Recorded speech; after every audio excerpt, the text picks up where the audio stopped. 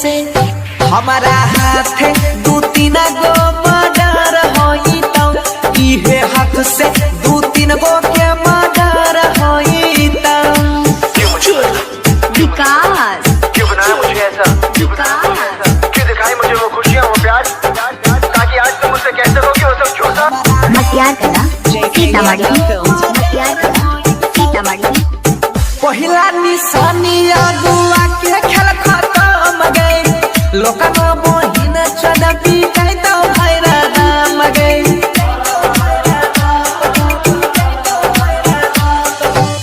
पहिला निशानी अगुआ के खेल खत्म गए लोकनो बहिन चढ़ी गई तो भैरा दाम गए करती है मन जाति डर होई तो करती है मन जदी डर होई तो गई है हाथे से हमारा हाथ दू तीन गो मर्डर होई तो हमारा हाथ से दू तीन गो के मर्डर होई तो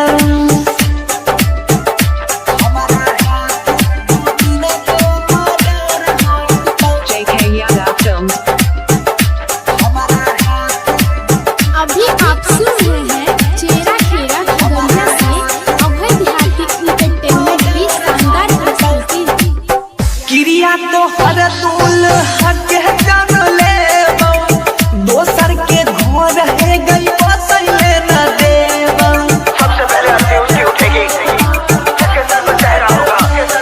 होगा क्रिया तो हर दूल हक जान ले